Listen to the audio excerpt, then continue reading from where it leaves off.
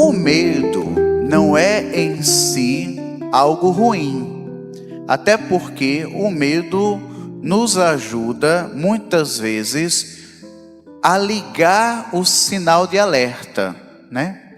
Por exemplo, nós vamos por uma rua, às vezes aquela rua está meio escura, e aí o medo começa a aparecer e liga o botão da prudência. Opa, tem que ser prudente, né? Tem que ter cuidado.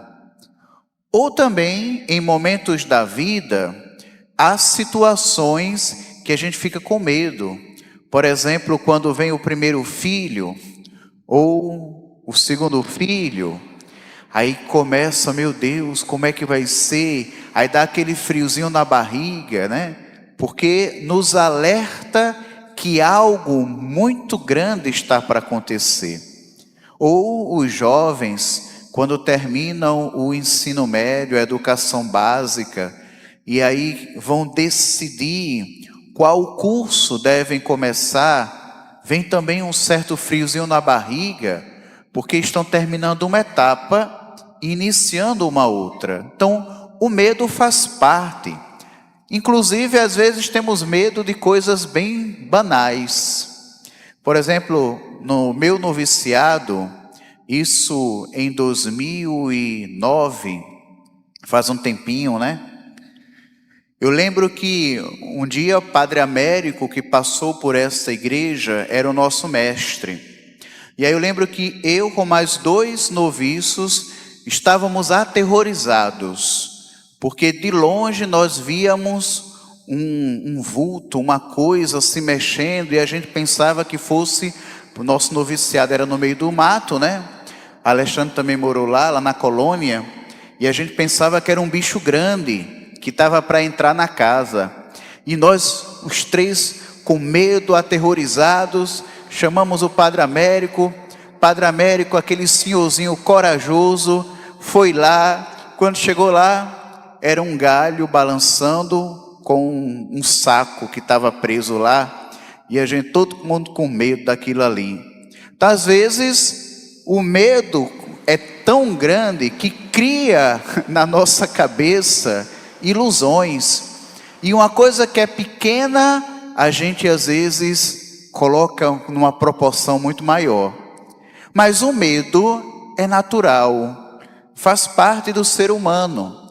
Todos temos medo. Mas vejam, o evangelho de hoje, Jesus 3 vezes diz: não tenha medo, não tenhas medo, não tenhas medo. 3 vezes.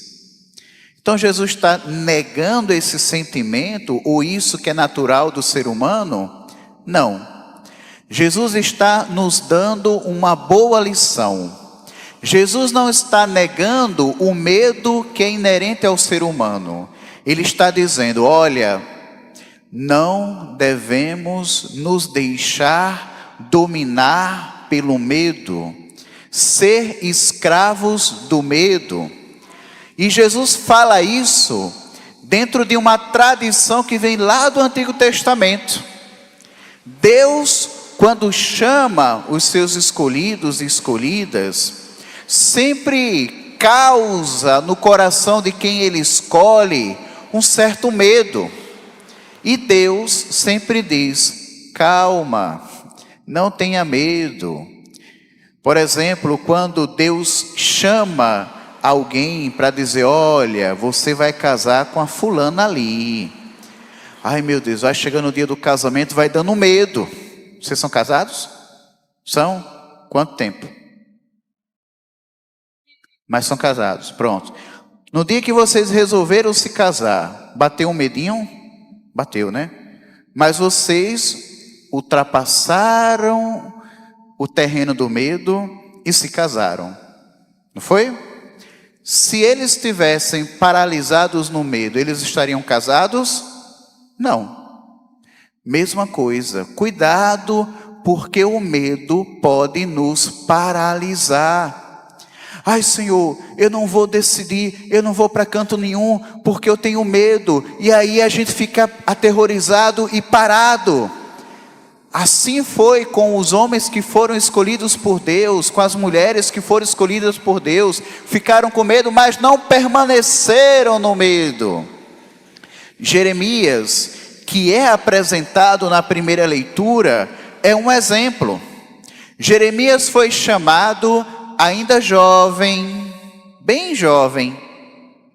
Foi chamado e ainda Deus disse assim: olha, antes de te formares no seio de tua mãe, antes que foste gerado no ventre de tua mãe, eu te conhecia, eu te consagrei e te escolhi para ser meu profeta. Vem, seja meu profeta. E aí Jeremias diz: mas eu não vou, eu não posso, porque eu não sei nem falar. E aí Deus diz: não tenha medo, eu vou estar contigo, eu vou te acompanhar. E Jeremias supera o medo e segue a Deus. Tantos outros também tiveram medo. Essa semana vamos celebrar São João Batista. São João Batista com certeza teve muitos medos, mas não ficou paralisado no medo. Deu uma resposta a Deus e superou o medo.